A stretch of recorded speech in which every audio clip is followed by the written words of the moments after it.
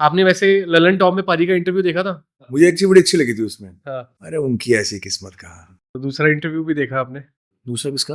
बादशाह भाई का? बहुत घबराई हुई हालत थी।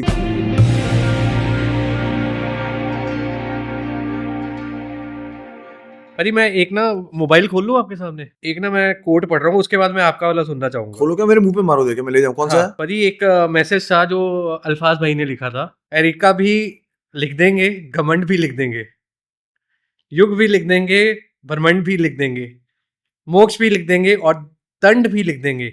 लिखने में लिखने पे आए लिखने की तो गिरावट पे आए तो तेरे जैसा डैश भी लिख देंगे। उसके बाद परी का भी कमेंट आया था। परी आपका याद है आपको क्या लिखा था? यार मैं भूल गया, मैंने कुछ तो लिखा था यार। ये आपने लिखा था, आपने ये स्टोरी डाली थी। आई थिंक अब आप भूल गए हो। हाँ, ये लिखा था मैंने। लिख तो तुम सब दोगे ही माय फुट, जैसे अपनी बर्बादी की कहानी तुमने लिखनी शुरू कर दी। ऊपर वाले के घर बाबू, देर है अंधेर नहीं, you got to see this very soon. ये लिखा था मैंने। तो सही तो लिखा था, गलत क्या लिखा है इसमें मैंने? शुरू हो तो गई है।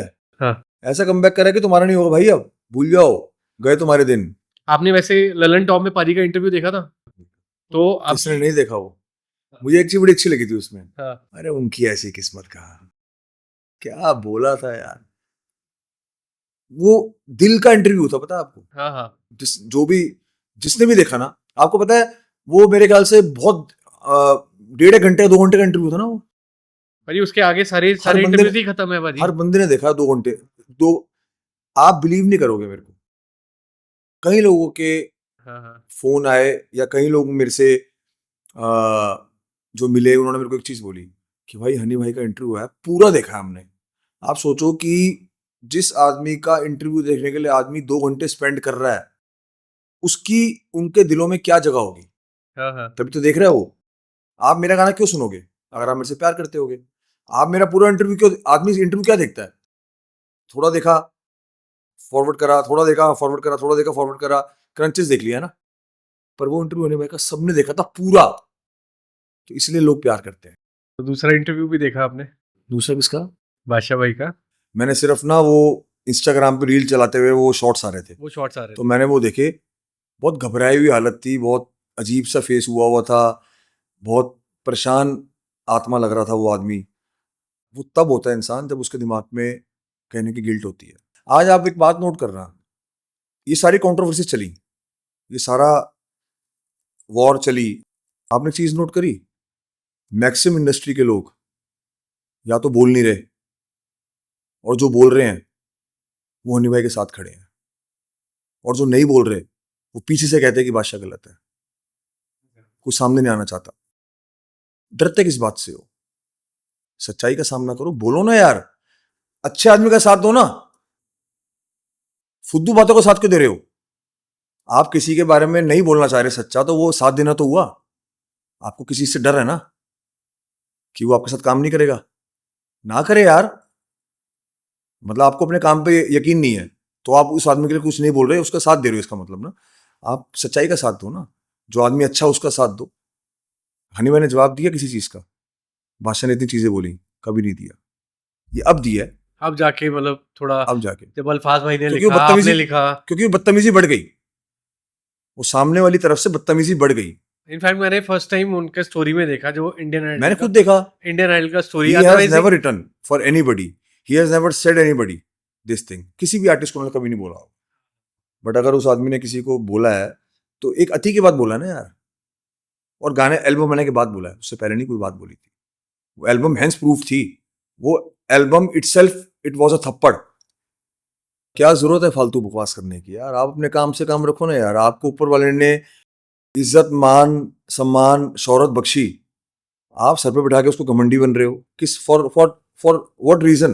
हाँ। हाँ। आपको तो शुक्रगुजार होना चाहिए नहीं भाई का, कि उस टाइम पे जब वो 6-7 साल बीमार रहे, वो उस पीरियड में काम नहीं दे पाए अपने प्यार करने वालों को, अपने फैंस को, आपको उस जगह पे बैठने का मौका मिला, आपको वो वहां फिट हुए।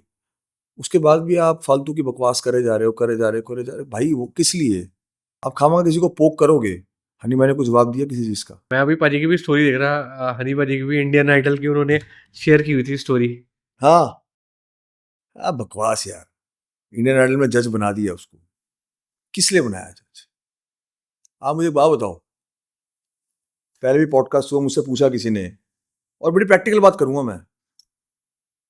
इंडियन आइडल का जज बना दिया आप, आपका नाम है, आपका फेम है, इसलिए आपको आता क्या है भाई?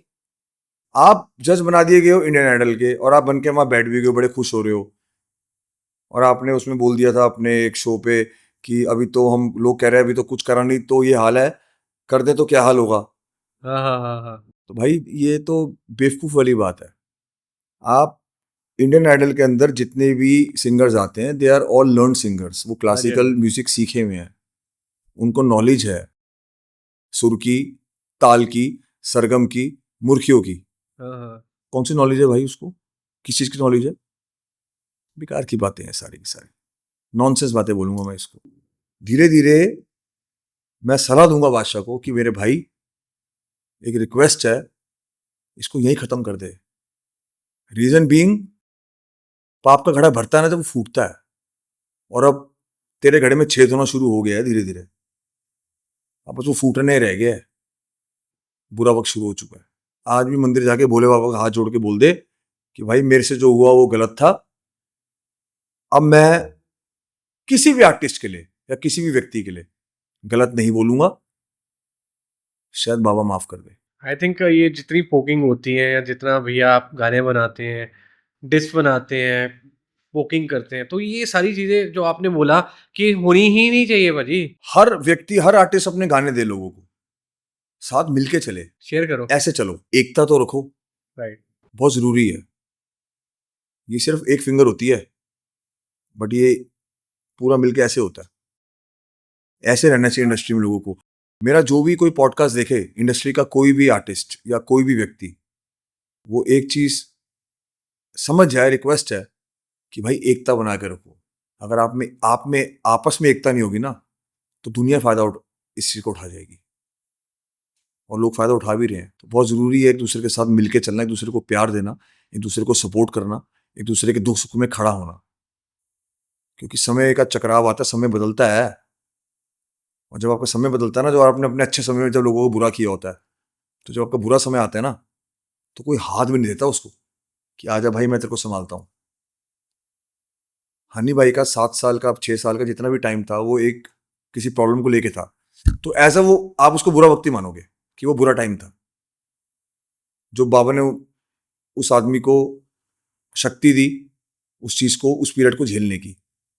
जब हनी भाई ठीक हुए, उन्होंने वापस आने की कोशिश करी, तो लोगों ने हाथ दिया, आओ हम आपके साथ हैं, आओ। यहाँ से भी हाथ आया, यहाँ से भी हाथ आया, यहाँ से भी हाथ आया, यहाँ से भी, हर तरफ से हाथ आया उस आदमी को। पता है क्यों? क्योंकि वो आदमी अच्छा आदमी है दिल का। ये मैं इसलिए नहीं कह रहा क्योंकि वो मेरा दोस्त है, इसलिए नहीं कह रहा। ये दुनिया जानती है, ये बॉलीवुड जानती है, ये बॉलीवुड जानती है। और जब बादशाह घड़ा फूटेगा ना, तो उसको कोई टेप से चिपकाने वाला भी नहीं होगा। ये देख लेना आप, बहुत बड़ी बात कह रहा हूं, और ऊपर वाले से डर के बोल रहा हूं, छोटे मुंह बड़ी बात। रिक्वेस्ट है भाई, बंद कर दे चीजें, अपफ्रंट होके आ कि भाई जो हुआ भूल जाओ, हम दोस्त हैं, हम भाई हैं, और भाई रहेंगे।